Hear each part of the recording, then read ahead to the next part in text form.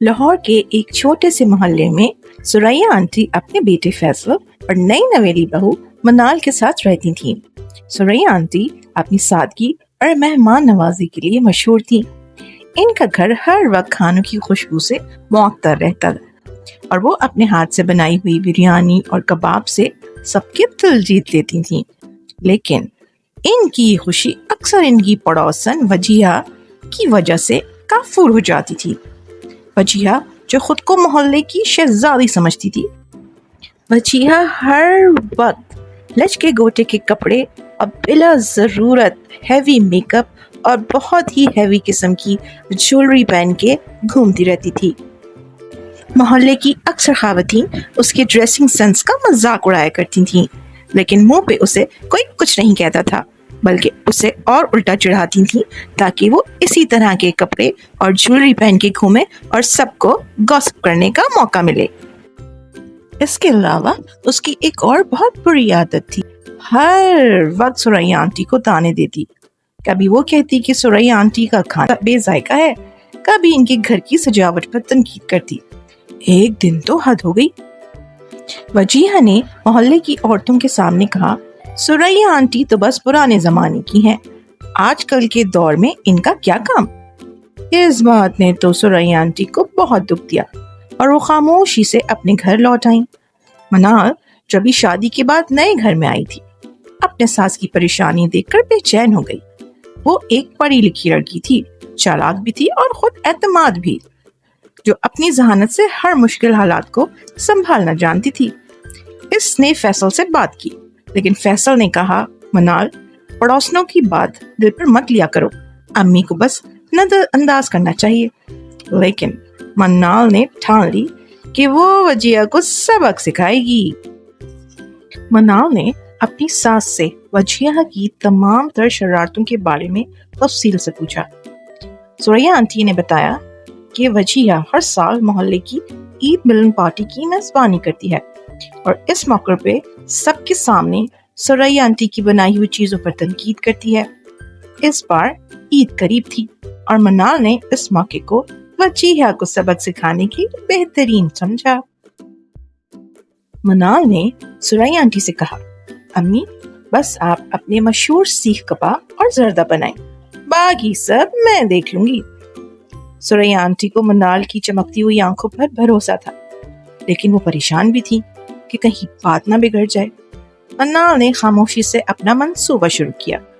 इसने मोहल्ले की दीगर औरतों से राब्ता किया और इनसे वजिया की ईद मिलन पार्टी के बारे में बात की। इससे पता चला कि वजिया हर साल अपने खानों को खुद बनाने का दावा करती है, लेकिन हकीकत में वो एक मकामी होटल से खाना मंगवाती थी। मनाल ने इस राज को अपने प्लान का हिस्सा बनाया। ईद के दिन वजिया के घर पे मोहल्ले की तमाम खवातीन मौजूद थीं। वजिया ने धूमधाम से सबका इस्तकबाल किया और अपनी खुद बनाई हुई डिशेस की तारीफ शुरू कर दी। टेबल पर बिरयानी, कबाब और मीठे रखे थे, लेकिन मनाल की नजर हर चीज पर थी। जब वजिया ने सुरैया आंटी की बनाई हुई सीख कबाब पर तनकीद की, ये तो बस ठीक ठाक हैं, मेरे कबाब तो इससे बेहतर हैं, तो मनाल ने मौका देखकर अपना प्लान शुरू किया। मनाल ने हंसते हुए कहा, वजिया आपा, आपके कबाब तो वाकई लाजवाब हैं। वैसे आपने ये कबाब बनाने की तरकीब कब सीखी? हम सब तो इसे सीखना चाहते हैं, क्या आप हमें सिखाएंगी? वजिया घबरा गई, क्योंकि ऐसे कबाब बनाने का कोई इल्म ही नहीं था। इसने हकलाते हुए कहा, बस वो मेरी अपनी तरकीब है। मनाल ने मासूमियत से कहा, तो फिर क्यों ना हम सब मिलकर अभी आपके कबाब बनाने का तरीका देखें। अम्मी ने तो अपनी तरकीब हमें बताई, अब आपकी बारी है। मोहल्ले की औरतों ने तालियां बजाना शुरू कर दी और वजिया से लाइव कबाब बनाने की फरमाइश की। वजिया के पास कोई रास्ता ना था।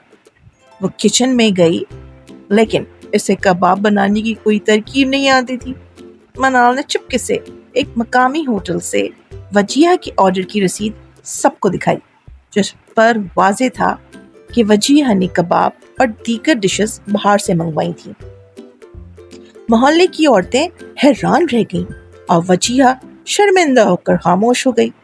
اس کے بعد منال نے ثریا بیگم کے سیخ کباب کی تعریف کی اور سب کو بتایا کہ یہ ان کی ساس کی محنت کا نتیجہ ہے۔ سب نے ثریا آنٹی کی تعریف کی اور اس دن کے بعد وجیہہ نے کبھی ثریا آنٹی کو تنگ کرنے کی جرات نہیں کی۔ جھوٹ تو جھوٹ ہوتا ہے، آخر کب تک چھپتا۔ وجیہہ آج محلے والوں کے سامنے بڑے طریقے سے شرمندہ تھی، کیونکہ اس کا اتنا بڑا جھوٹ جو پکڑا گیا تھا۔ وہ جس وجہ سے ثریا آنٹی کو سب کے سامنے تنگ کرتی تھی، آج اس بات پر بہت شرمندہ اور پشیمان تھی۔ اس واقعے کے بعد ثریا آنٹی اور منال کا رشتہ اور مضبوط ہو گیا۔ ثریا آنٹی کو احساس ہوا کہ منال نہ صرف چالاک اور ذہین ہے، بلکہ اس کے دل میں اپنی ساس کی عزت اور محبت بھی ہے۔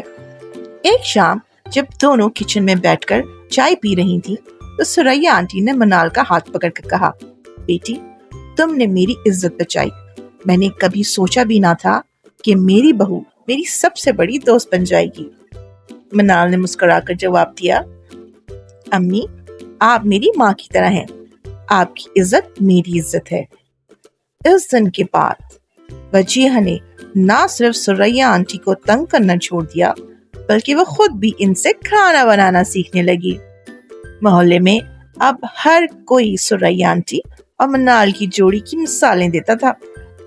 ان کا گھر ہنسی، محبت اور خوشبوؤں سے بھر گیا تھا۔ وجیہہ نے ثریا آنٹی سے روزانہ ان کے گھر آ کر کوکنگ کی کلاسز لینا شروع کی۔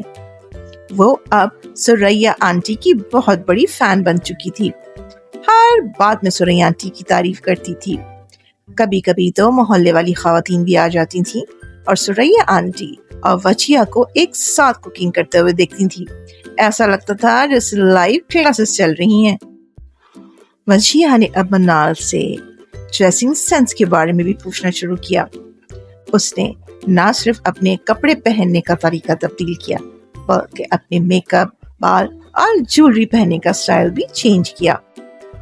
وہ اب منال کو بیوٹی ایکسپرٹ اور ثریا آنٹی کو ماسٹر شیف کہہ کے بلاتی تھی۔ فیصل منال اور اپنی امی ثریا آنٹی کی یہ دوستی دیکھ کر بہت خوش تھا۔ وہ بہت خوش تھا کہ منال نے کتنی سمجھداری سے ثریا آنٹی کے دل میں اپنے لیے جگہ بنائی تھی۔ یہ کہانی ہمیں سکھاتی ہے کہ ساس اور بہو کا رشتہ صرف روایتی تناؤ کا نہیں، بلکہ محبت، تعاون اور ایک دوسرے کی عزت کا بھی ہو سکتا ہے۔ منال کی ذہانت اور ثریا آنٹی کی سادگی نے نہ صرف ایک پڑوسن کو سبق سکھایا، بلکہ ایک ایسی مثال قائم کی جو پورے محلے کے لیے مشعل راہ بن گئی۔